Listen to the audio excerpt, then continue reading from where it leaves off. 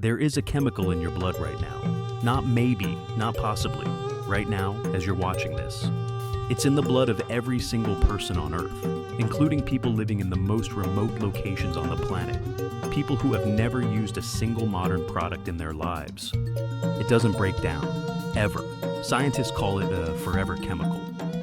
It's been linked to kidney cancer, thyroid disease, ulcerative colitis, high cholesterol, and pregnancy complications.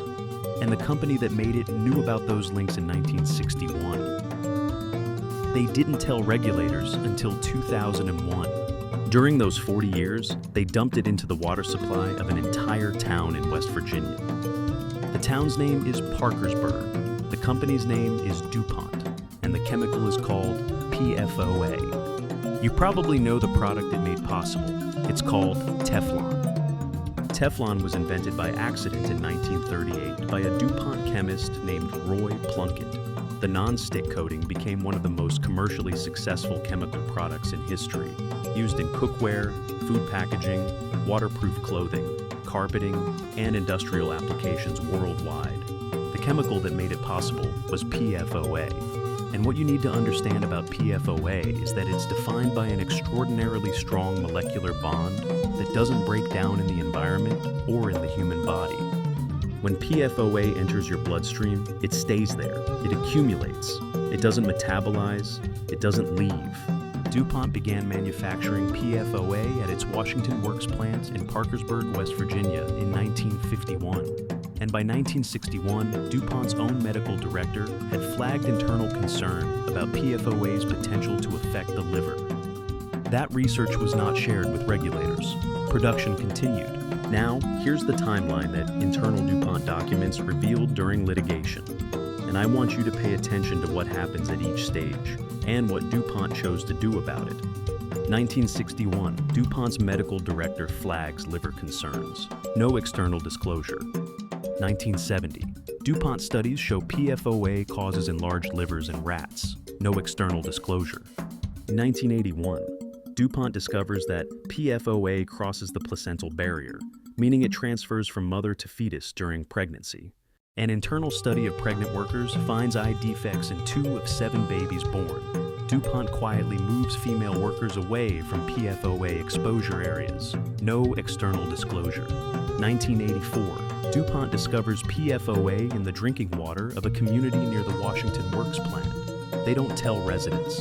1991, DuPont sets an internal safety guideline for PFOA in drinking water. They don't share that guideline with regulators or the public, and the water supply near the plant contains levels significantly above that threshold.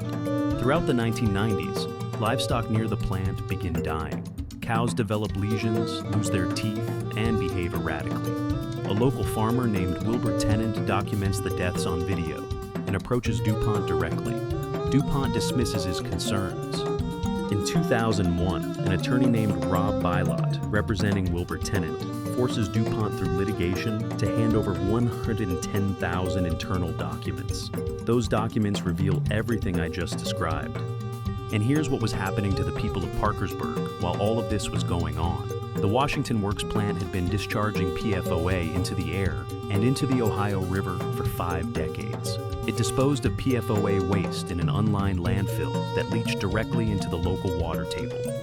By the time litigation began, PFOA had contaminated the drinking water of approximately 70,000 people in 6 water districts surrounding the plant. A health study tested 69,000 residents. What it found was statistically significant links between PFOA exposure and 6 diseases: kidney cancer, testicular cancer, thyroid disease, ulcerative colitis, high cholesterol, and pregnancy-induced hypertension. These findings were produced by a panel of independent scientists agreed upon by both DuPont and the plaintiffs. DuPont could not dispute them. In 2017, DuPont settled claims from approximately 3,500 plaintiffs for $671 million.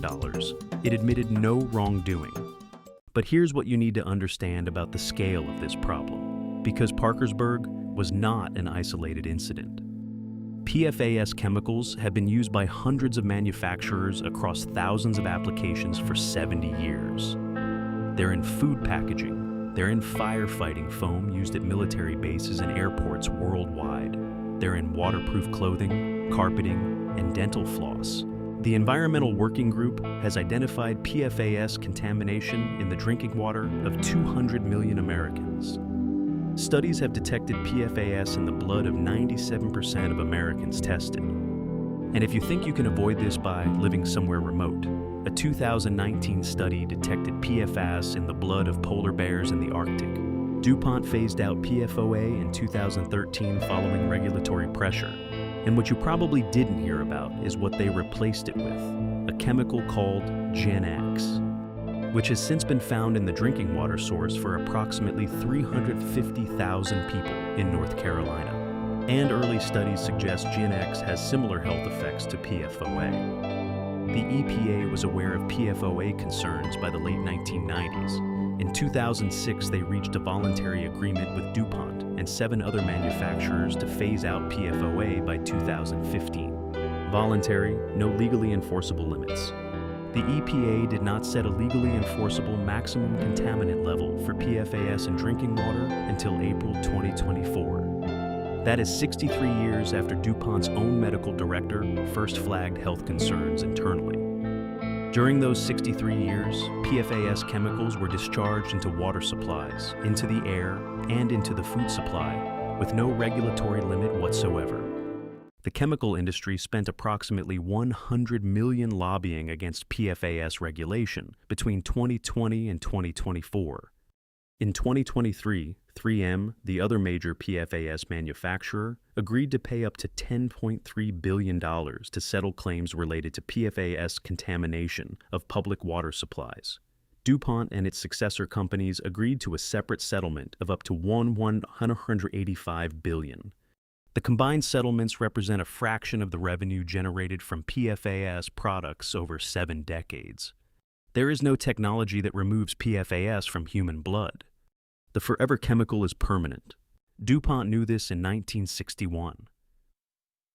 The EPA set a legally enforceable limit in 2024. The gap between those two dates is 63 years.